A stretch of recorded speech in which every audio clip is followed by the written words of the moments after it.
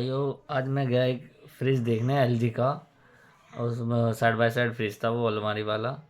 उसमें कस्टमर को प्रॉब्लम ये आ रही थी कि उसका जो फ्रिज है ना, जो फ्रिज वाला कंपार्टमेंट है, उसमें जो सब्जी वाला बॉक्स है, वेजिटेबल है, उसमें भी वो बर्फ़ जमा रहा था, आइस जमा रहा था।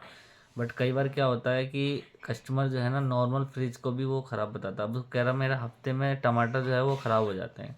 अब एक हफ्ते तक अगर कोई चीज़ अगर आप फ्रिज में आप रखते हो, तो टमाटर जैसी चीज़ क्या होता है, धीरे धीरे गलने चालू हो जाती है।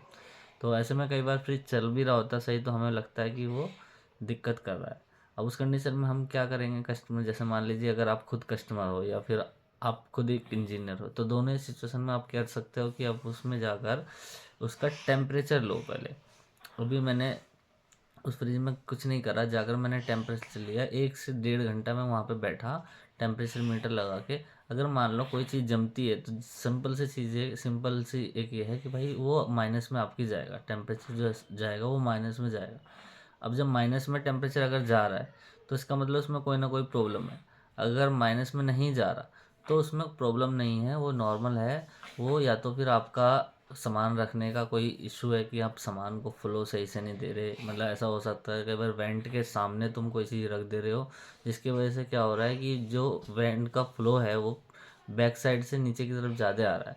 तो ये हो सकता है कि आपने वहाँ पर कुछ सामान रख दिया है, या ये हो सकता है कि आपकी टेम्परेचर की सेटिंग नहीं है, या फिर एक्स वाई जेड कोई और रीज़न हो सकता है।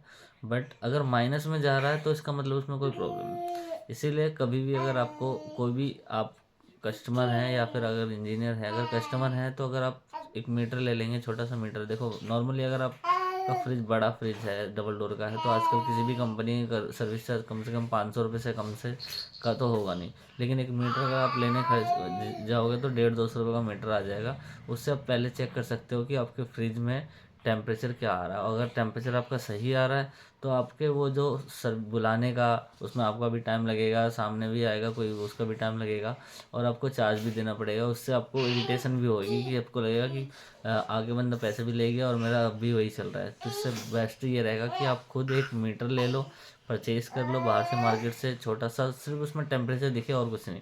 तो 150-200 रुपये का एक मीटर ले, और अपने फ्रिज का जहाँ पर आपको लग रहा है कि मुझे यहाँ पे प्रॉब्लम हो रही है, वहाँ पे सिंपल सा लॉजिक है, अगर वो माइनस से नीचे जा रहा है, तो आपका वो काम कर रहा है। और मैं आपको ये भी बता दूं कि अगर आपको लग रहा है कि कूलिंग कम कर रहा है, तो उस केस में भी आप कर सकते हो कि आप वहाँ पर उसका टेम्परेचर चेक कर सकते हो। जो हमारा फ्रिज वाला टेम्परेचर कंपार्टमेंट होता है, अगर वो आपका 2-3 से के आसपास या 7-8 के आसपास टेम्परेचर वहाँ पर आ रहा है फ्रिज के अंदर में, 10 के नीचे नीचे अगर आ रहा है, तो इसका मतलब वो कूलिंग ठीक कर रहा है, वो सही कर रहा है। और अगर फ्रीजर वाला कंपार्टमेंट, तो उसमें माइनस में जाना है। माइनस में अगर वो 12 से ऊपर जा रहा है, तो वो कर रहा है काम। क्या होता है, कई बार हम ज़्यादा देर नहीं रखते हैं और हमारा टेम्परेचर चेक नहीं करते, तो हमारा इतना माइनस नहीं जाता। जैसे कि -23 इतना जो टेम्परेचर शो कर रहा होता है फ्रिज में आपके, वो नहीं जाता।